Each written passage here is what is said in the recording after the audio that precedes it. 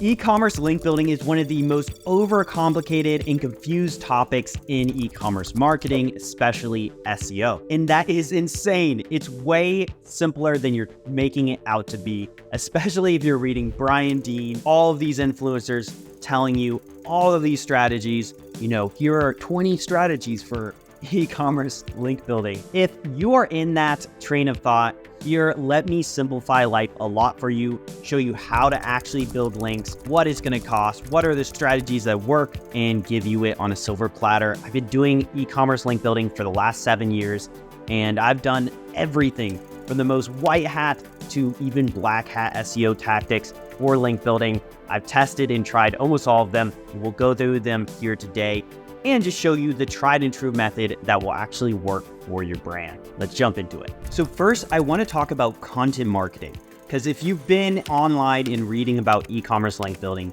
you probably hear this all the time.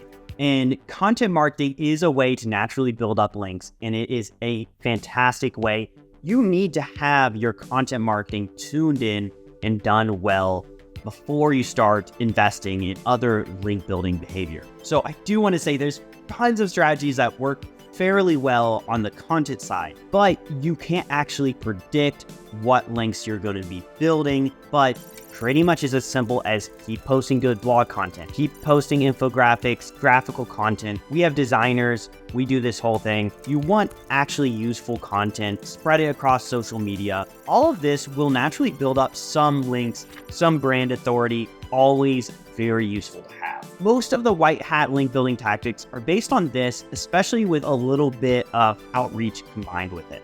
But I would not get your hopes too much over these kind of Brian Dean-esque link building strategy where you're doing a linkable asset and you have this infographic and you send it out to all these people. That rarely works. It's pretty rare that a campaign like that will get more than a few links, and it's almost not worth your time. Unless you really know what you're doing and you have a very good content or linkable asset, it's not going to work that well, especially in e-commerce. So, although those tactics can work, and they, I've done them both successful and not successful, they're extremely unpredictable. So almost never can you easily predict it.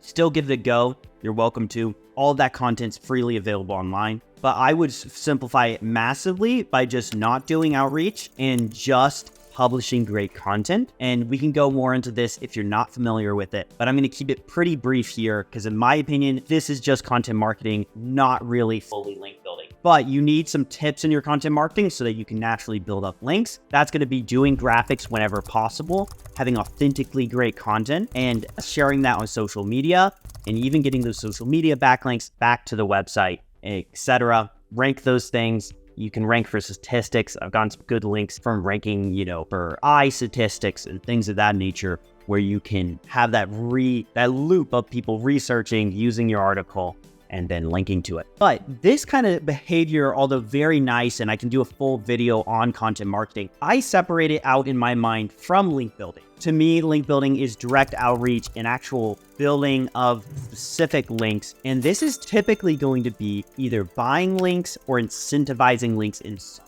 way. Now, you'll hear everyone lie about this and say, oh no, our agency just does linkable assets. We just reach out to people. The truth of the matter is I've never seen an agency that truly does that and promises a certain number of links, because you actually can't.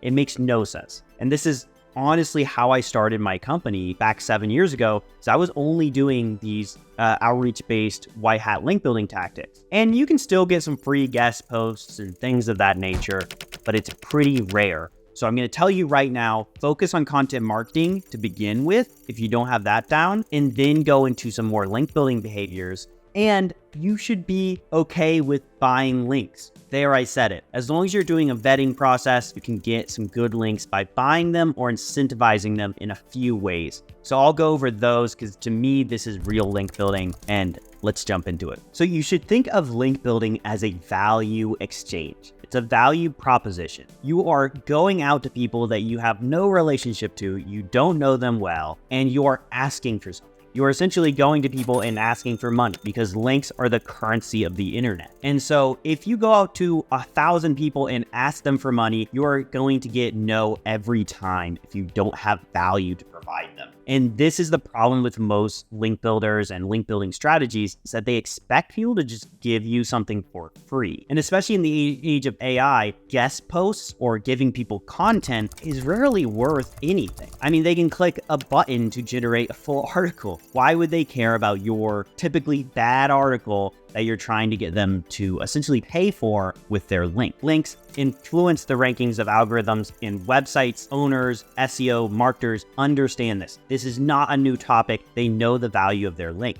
So now let's get to real link building, as I call it. Take away all the fluff that you've learned from all the videos or articles you've read about white hat link building and talk about reality, which is links have value. You have to provide value to website owners in order to get them. Now, the simplest way you can do this is buy it. So if internet backlinks are the currency of the internet, give them the US dollar or whatever your currency is in exchange for it. Now, this does become complicated because you have to really vet your links doing it, and it's directly against Google's guidelines.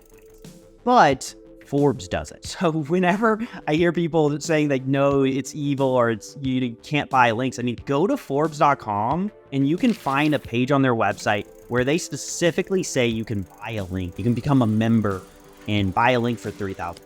Because being a member allows you to post blog articles and you can promote your brand there with links.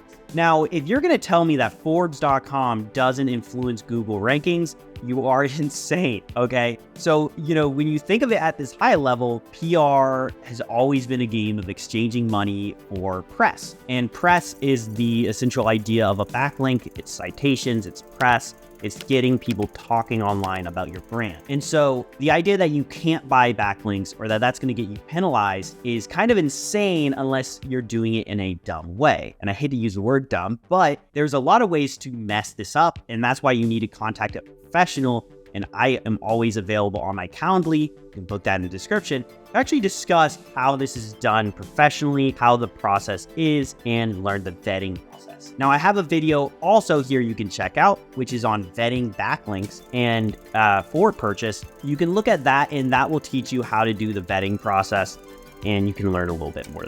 That's also in the description. But money is not the only way to incentivize links. And if you're going to go the money route, you actually have to be a lot more careful that you're not buying bad links on bad neighborhood websites. Because if you just search on Google, write for us, and then email every person, you're just going to get a bunch of bad links that aren't going to move the needle for your SEO. There's actually a lot of things you're looking for when you're looking at either purchasing a link or doing other value exchanges, which are a little bit more complicated. And I'm going to go into those now. But I want to start with money because it's such a taboo topic in SEO, which is insane, but it's also the most simple to understand. Obviously, somebody, your friend Bob, if he has a website, a blog that he maintains well, he doesn't sell links on often, and you know him personally and you say, hey, I'll give you $50, $100 if you post this article, there's a good chance he'll do it. Now, Google is not going to catch on to that, and that is going to influence rankings. It's a pretty standard way to do link building since the beginning of time. So I'll stop boring you with that, and I'll just assume that you at least understand that that's one way to build links. Now, there's a lot of other ways. So we're talking e-commerce. So with e-commerce, some of the best campaigns I've done of custom outreach, so you're emailing people, you're emailing influencers, is with product reviews. So the first strategy for a value exchange that's not money is product, right? Which is kind of a substitute for money in some way. So if you have a good consumer product, a gadget, something like that, say the Oura Ring, right? So I just got the Oura Ring. If you go to a lot of tech and training and fitness blogs, etc., and you say, hey, I'm going to send you this $300 ring, which is obviously going to be way cheaper for you to develop. So say you're spending $60, $70, whatever on the product, you send that to the website or the YouTuber or the Instagram player, whoever it is, and you give them that in exchange for a backlink or a review of your product.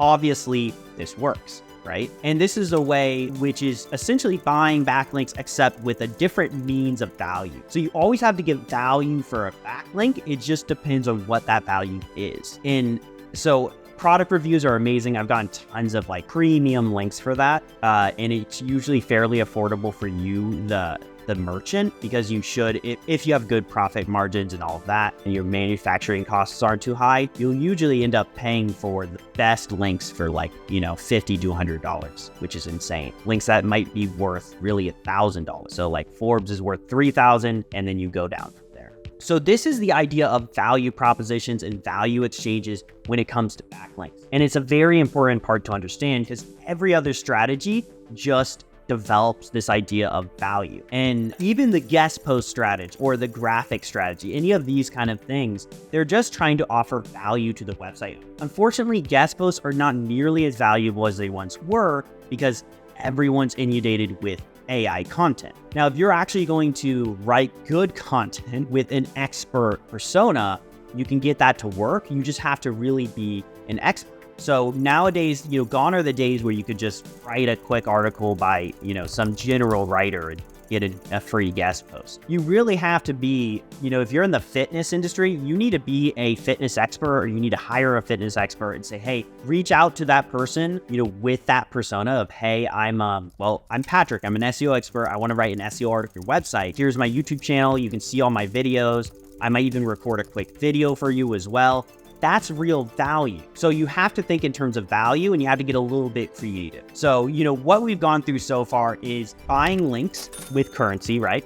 Product reviews. So kind of buying links with product, and then good content. And good content will work, but if you can do video, do something to make yourself stand out, give like graphic design, infographics, anything like that. All of that can go under this sort of header of content, and we could go a little bit deeper into that, into the different ways you can use content on your own website. There's a lot of different value propositions there, but as I mentioned, you kind of get the idea. I think this gets complicated quick and gets very industry specific. So if your products are not reviewable, if nobody cares to review them because they're boring or this or that, you're not going to be able to do the review strategy.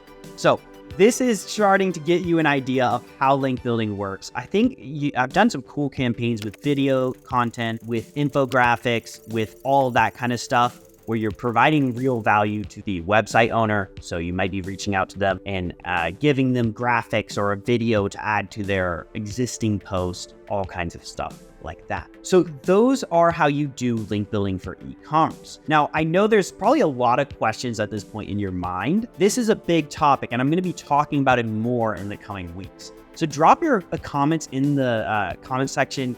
Ask questions, because I would love to go deeper into this, but I don't, it's hard to kind of mine my experience for all the different ways that can work. But I might, after this video, release a, 14 strategies that I've done, something like that, to help out in strategizing. And then we can go a little bit more actionable into how to actually send out emails, reach out to people, reach out on social media. And you're going to want to do this at scale with software. So nobody's going out and sending single emails with a Gmail account. Like, that's crazy. So I can share all this information. If you want a fast track and not wait weeks for me to post, I suggest getting in contact with me on my Calendly link below. Hit up the website, whatever you want to do. I'm an open book, so I'm just going to share everything I think for your specific industry, how to build links, how to get your SEO traffic up in that revenue. So I hope I can help you. Thank you for your time today. I appreciate you. Talk to you in the next video. Bye.